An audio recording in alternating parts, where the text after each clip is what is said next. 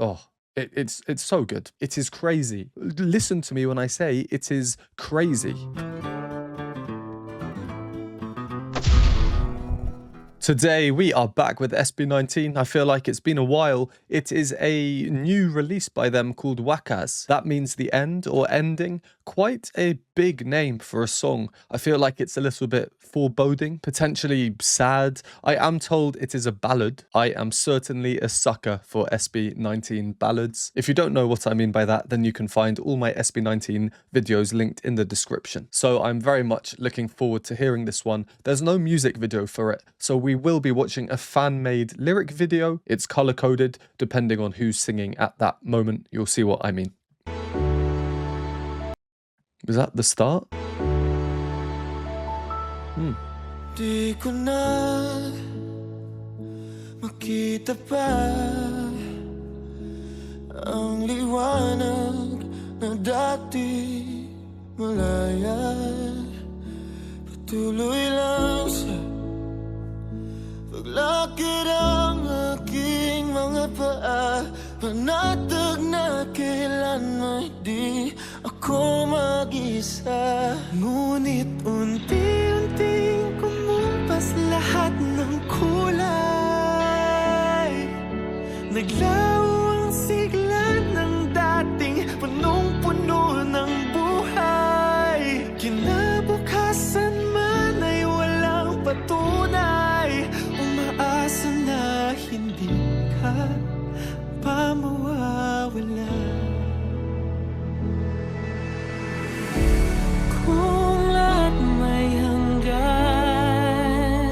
Oh, that is a lovely melodic shape from Stell there. I'm so keen to continue. If you've seen my other videos, you'll know that copyright is a real issue. I have to pause periodically to reduce the risk of my video getting deleted and me receiving a strike. We know that SB19 love to bring in Stell a little bit into their ballads at least. Their slower songs with that smooth, higher set chest voice of his. I want to just listen to the start of his bit again to as a little bit of a tease for when we can carry on. Yeah, lovely harmonic preparation and resolution. All right, well, in this pause break, let's go over a few things. Let's start with the lyrics because we can see them very clearly on the screen. Overall, they're a little bit subjective, at least in the sense that they could be about many things. It could be a relationship, it could be a personal journey, or even a group journey. But the feeling, the sentiment, the message is very clear. And of course, that's massively helped by the music. We start off with Ken's very airy entry. It sounds quite fragmented the way he's singing. Di ko na makita pa. I mean, he has that type of voice anyway, but he's singing with not much power, not much conviction. It sounds a little bit weak, of course, on purpose. He even gets a croak in there. Again, I know that is sometimes how he sings, before entering. Then Justin comes in and his entry is quite a contrast. He sings mostly with a flat tone, so not using a lot of vibrato, especially on the longer notes. But the real surprise to me was how when he entered, he almost immediately switches into his head voice.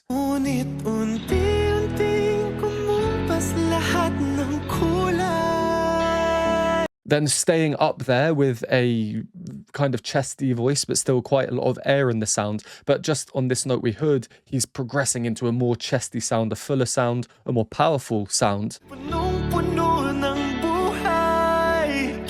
More rhythmic. It's like the strength with which their singing is growing, or they've been given strength that's gradually coming in. So of course, I'm wondering if Stell's section that we paused at will that be powerful? Will it be strong? Or will it be soft and delicate? Justin's section, interestingly, let's listen how it finishes, I think, around here.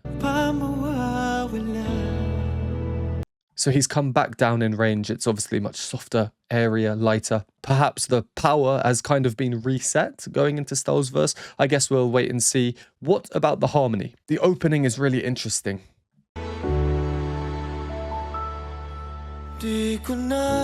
When I started, I was like, oh, is that even the start? It just does not sound like the start of the song. Why is that? Well, we open with this chord, and then we hear... If I put all those notes together, we basically have a D chord with this E in there. This is peculiar, opening with a slightly dissonant, unresolved chord. Now, what I'm about to tell you, you will not hear in any other reaction video, so if you find it interesting, give the video a like. In a D chord, D is note number 1. That dissonant note, E, is note number 2. This is called the supertonic. That feel of a sound is quite distinct. So many songs end, they finish with a chord with the supertonic in there. It leaves the song feeling unresolved. I always comment in my videos when I hear a song that does that. Just 2 examples I can think of off the top of my head. Let me show you. I can only show a few seconds for copyright, but here's one, Pentatonix, the most famous a cappella group in the world. If you could hear that chord. And the next one. You know this song? Well, this is how it ends, again with a chord with the supertonic in there. So this is our chord, and the supertonic note number 2 is in there. Exactly how WAKAS opens. And then it moves.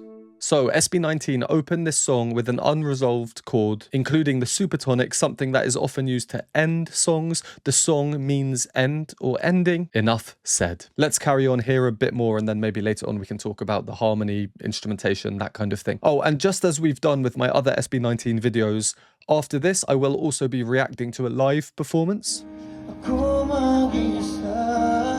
Ken is an absolute unit when it comes to live singing. That will be linked below if you're interested. It's on my Patreon, and over there you can find all my other extra SB19 reactions that are not on YouTube.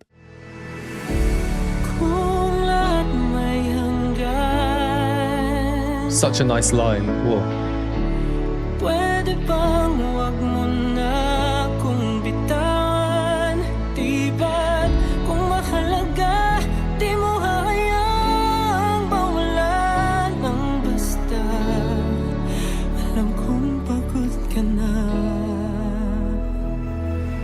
Nandito pa rin ako sa paraiso.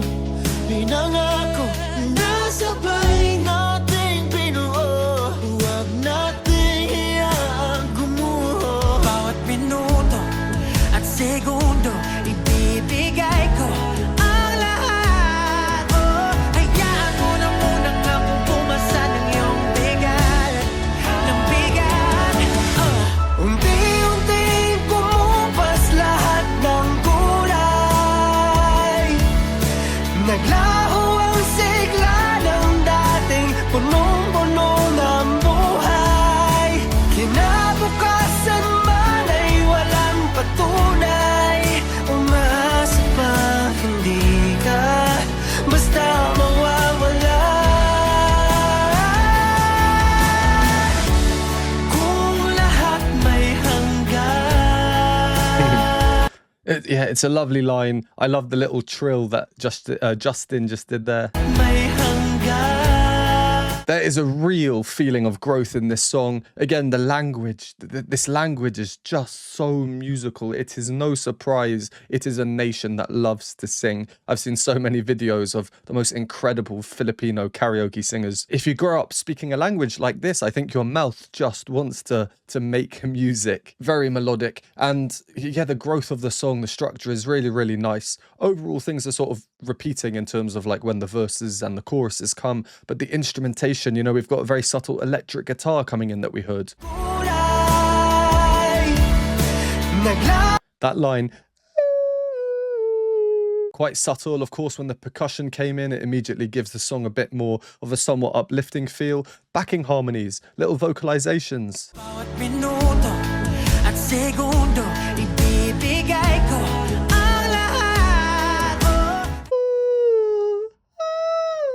Of course, in harmony as well, we're hearing 2 or 3 layers. moving nicely in parallel motion. Just gives the song much more of a swooning feel, contrasting Pablo's voice quite well actually, because he has a bit more of a... I tend to think of people's textures, their timbres, how they sing as adjectives that I think only make sense to me, but I think of Pablo as having quite a thick voice. I know that won't make sense to you, so I apologize. Anyway, and Justin, just where we paused. More conviction in his sound, especially compared to at the start when he first came in. So it looks like now we're moving back to the chorus, this lovely, lovely line that I pointed out when Stell first came in. The song's structure in terms of verse, pre-chorus, chorus, at first was not obvious to me. Now, because they've repeated it, it is, but it wasn't obvious because of the chords they choose to use. I think it's really clever. So if this is the chorus, the chords that they use are these three.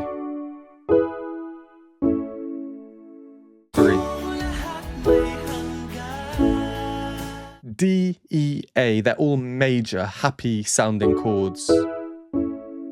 Remember those names, D, E, A. When we arrive at A, that's the resolution. The music has been building up to that point. Ah, it's resolved. Now remember what I said about the song's opening, that D chord with the supertonic in there, which then resolves to A, which is when the song begins. So it's the same type of thing. The opening goes D with more dissonance to A, and now the chorus building up to A from D. So in this regard, there is a sort of unity or a resemblance between the chorus and the very opening of the song, and the opening was quite strange or peculiar. What about the verses and the pre-chorus? Well, overall, maybe you disagree, but I'm getting a sense of the feeling of like 3 throughout the song. The chorus, as we just saw, mostly 3 chords. The pre-chorus is mostly also 3 chords. And then the verses are mostly 3 chords, but then they also kind of have a 4th chord. But the chorus, 3 major, happier sounding chords. The pre-chorus, major, minor, sadder sounding, major. So 2 happier sounding, 1 sadder sounding. And then the verses, major, minor, sadder, minor, sadder, major. So 2 and 2. Overall, I think there's a really nice distribution of happier and sadder sounding chords throughout the song. The melodies play off this really well, I think. Also, who they choose to have singing at any given moment. What range they're singing in, how they're singing. All these things just contribute to the sentiment of the song. Maybe it's worth noting, by the way, in the verses, such as Pablo's verse, all of that was just 1 chord. One of the sadder chords. So in the verses, when we get the sadder chords, they are actually played for much longer, like more time we are spent hearing sadder chords. Is that significant? I think so, considering the song's lyrics. For example there, let me carry the weight for now, your burdens, your heaviness. Not exactly that positive. All right, let's carry on. We had Justin coming in for the chorus.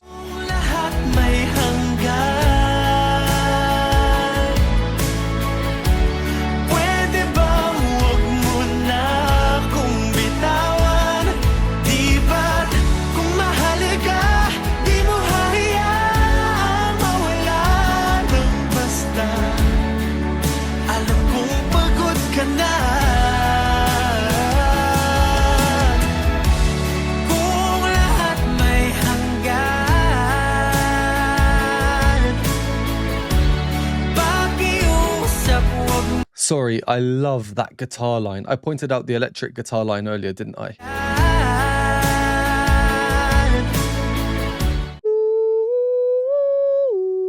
In between the vocal lines. Oh, it's just so nice.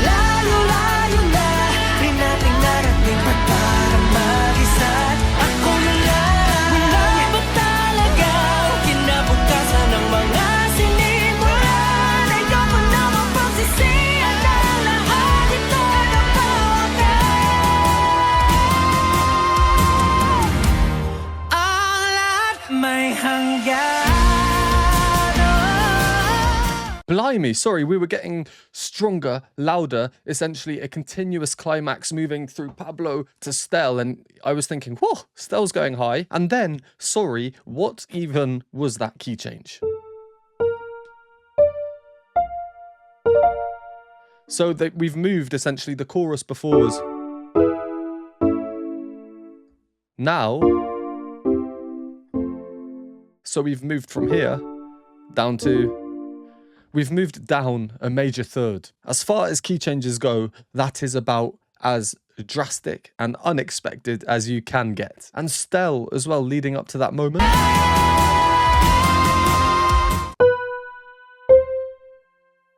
That note there is what I call the wow operatic tenor moment. Yeah, really high. Going back to the chorus, so we had Justin, who I said had that little trill. Stell was the first one at the beginning to come in with his chorus entry. I love how every time whoever is singing it adjusts it slightly in their own style. Here we had Pablo. Simple, small, subtle change, but I don't know, I really like it. And then when you have the guitar copying that motif in between the lines, instead of which is just the chorus melody. You know, it's inverted, flipped, upside down. I think maybe that's why it resonated so much with me. I love that chorus melody in the first place. Now I'm hearing it upside down. Oh, it's so good. The first real changes, I guess, are here.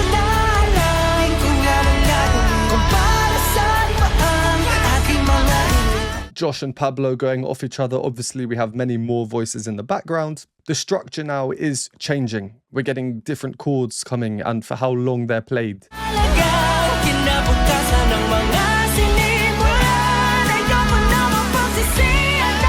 Stell is just moving up and up and up. He is just such a good asset to this group. What a voice, you know. Oh, they can just always rely on him for these heavy moments. And then we got the key change. We've still got about a minute and a half of this song, so let's finish this up before I talk your ears off.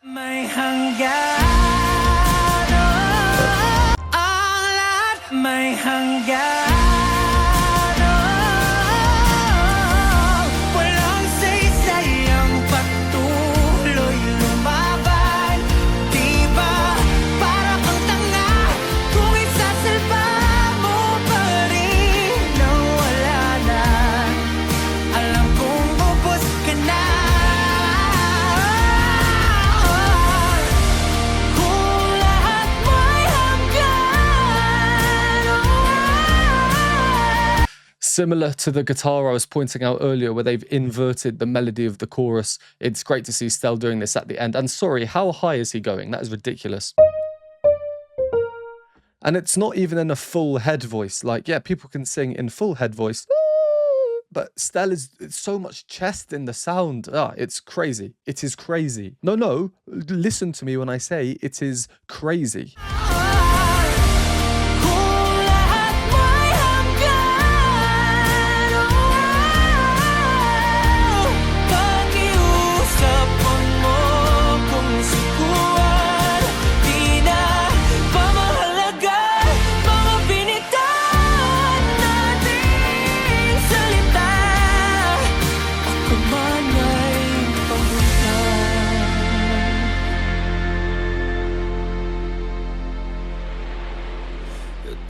Simula't wakas ng mga bagay-bagay na pinaghirapan, matatapos na lang ba sa paalam? Ito nga bang simula't wakas ng lahat ng pangarap nating nilaban? Huwag mong kalimutan ang aking pangalan.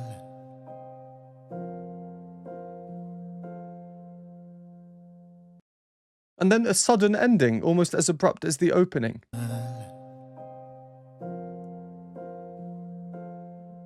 I like how they're simplifying the harmony towards the end with these 4/3 suspensions that it's just the piano, so they're very easy to hear. Resolving, and then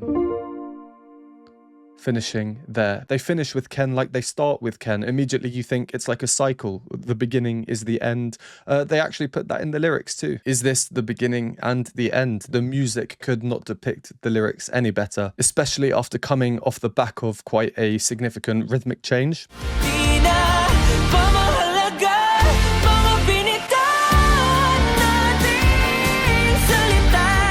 And then real chromaticism in the bass line.